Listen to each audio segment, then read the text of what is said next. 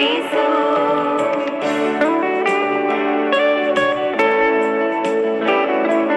जीसुଙ୍କୁ କରି ଗ୍ରହଣ ତାର ନାମ ଜୀବନର ପୁସ୍ତକେ ହୋଇ ଲେଖନ ସେ ତ୍ରାଣକର୍ତ୍ତା ସେ ଜୀବନଦାତା ଆଜି ତାଙ୍କୁ କର ପ୍ରାପଣ ଆମ ଜୀବନ ତ୍ରାଣକର୍ତ୍ତା ସେ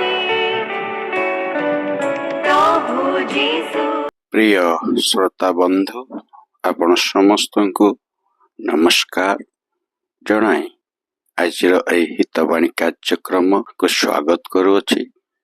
ଆସନ୍ତୁ ଆଜି ଆମମାନଙ୍କର ନିମନ୍ତେ ବହୁମୂଲ୍ୟ ପ୍ରଭୁଙ୍କର ବାକ୍ୟ ପବିତ୍ର ଧର୍ମଶାସ୍ତ୍ରରୁ ଶ୍ରବଣ କରିବା। ପବିତ୍ର ବାଇବଲର ଜହନ ଲିଖିତ ସୁସମାଚାର 16 ଅଧ୍ୟାୟର 20 ପଦରେ ପ୍ରଭୁ ଶ୍ରୀଖ୍ରୀଷ୍ଟ ଏପରି କହନ୍ତି, ସତ୍ୟ ସତ୍ୟ ମୁଁ ତୁମମାନଙ୍କୁ କହୁଅଛି, ତୁମେମାନେ ରୋଦନ ବିଳାପ କରିବ କିନ୍ତୁ ଜଗତ ଆନନ୍ଦ କରିବ। ତୁମେମାନେ ଦୁଃଖିତ ହେବ କିନ୍ତୁ ତୁମମାନଙ୍କର ଦୁଃଖ ଆନନ୍ଦରେ ପରିଣତ ହେବ। ମନୁଷ୍ୟ ନିଜର ଦୁଷ୍ଟତା, ଭ୍ରଷ୍ଟତା ଓ ପାପ ହେତୁ ନିଜର ତ୍ରାଣକର୍ତ୍ତାଙ୍କୁ ଚିହ୍ନିବାକୁ ଚାହିଁଲା ନାହିଁ, ଅର୍ଥାତ୍ ପ୍ରଭୁ ଶ୍ରୀଖ୍ରୀଷ୍ଟଙ୍କୁ ପବିତ୍ର ଶାସ୍ତ୍ର ଅନୁସାରେ କ୍ରୁଶରେ ଚଢ଼ାଇଲା। ଏପରି କରିବାର କାରଣ ଥିଲା ଯେ ସେ ମନୁଷ୍ୟର ପାପ ପ୍ରକାଶ କଲେ, ଈଶ୍ୱରଙ୍କର ଆଗାମୀ ବିଚାରକୁ ପ୍ରକାଶ କଲେ ଏବଂ ତାହାଙ୍କଠାରେ ଈଶ୍ୱରଙ୍କ ପରିତ୍ରାଣର ମାର୍ଗ ପ୍ରକାଶ କଲେ। ଏହି ଜଗତ ତାହାଙ୍କ ସହିତ ଶତ୍ରୁତା କଲା ଓ ତାହାଙ୍କ ମୃତ୍ୟୁରେ ଆନନ୍ଦ କଲା। ଆଉ ପ୍ରଭୁ ଯୀଶୁ ଖ୍ରୀଷ୍ଟଙ୍କ କହିବା ଅନୁସାରେ ତାହାଙ୍କ ଶିଷ୍ୟମାନେ ଅତିଶୟ ଦୁଃଖିତ ହେଲେ। ମାତ୍ର ସେ ତୃତୀୟ ଦିନରେ ମୃତ୍ୟୁରୁ ଉତ୍ଥିତ ହୋଇ ଶିଷ୍ୟମାନଙ୍କୁ ଦର୍ଶନ ଦେଲେ। ଏଥିପାଇଁ ଶିଷ୍ୟମାନଙ୍କ ଦୁଃଖ ଆନନ୍ଦରେ ପରିଣତ ହେଲା। ଯିଏ କେହି ପ୍ରଭୁ ଶ୍ରୀଖ୍ରୀଷ୍ଟଙ୍କ ଠାରେ ବିଶ୍ୱାସ କରି ତାହାଙ୍କୁ ନିଜର ତ୍ରାଣକର୍ତ୍ତା ଓ ପ୍ରଭୁ ରୂପେ ଗ୍ରହଣ କରେ, ସେ ପରିତ୍ରାଣ ପ୍ରାପ୍ତ ହୁଏ, ସେ ଧାର୍ମିକ ଗଣିତ ହୁଏ।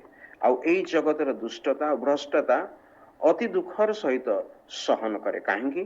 କାରଣ ଏହି ଜଗତ ତାହା ସହିତ ମଧ୍ୟ ଶତ୍ରୁତା କରେ। ଅବିଳମ୍ବେ ସେହି ଦିନ ଆସିବ ଯେତେବେଳେ ସେ ମେଘମାଳାରେ ଆଗମନ କରିବେ, ଯେପରି ତାଙ୍କଠାରେ ବିଶ୍ୱାସୀ ମାନଙ୍କୁ ସେ ଆପଣା ସହିତ ଘେନିଯିବେ।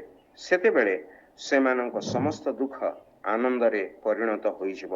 ଆଉ ଏହି ଜଗତ ଯାହା ପ୍ରଭୁଙ୍କ ଓ ବିଶ୍ୱାସୀ ମାନଙ୍କ ସହିତ ଶତ୍ରୁତା କରେ ଆଉ ଏଥିରେ ଆନନ୍ଦ କରେ, ସେମାନଙ୍କର ଏହି ଆନନ୍ଦ ଶୋକରେ ପରିଣତ ହେବ।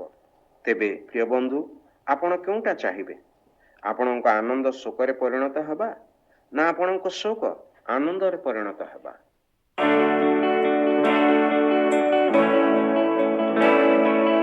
ଆମ ଜୀବନ ତ୍ରାଣକର୍ତ୍ତା ସେ ପ୍ରଭୁ ଯୀଶୁ।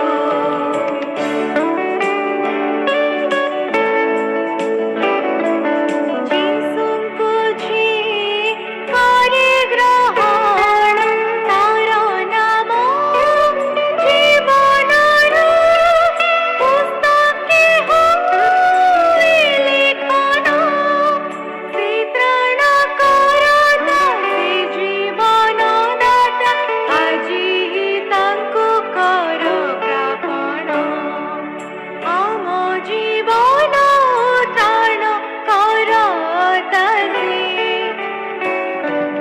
ପ୍ରଭୁ ଯୀଶୁ।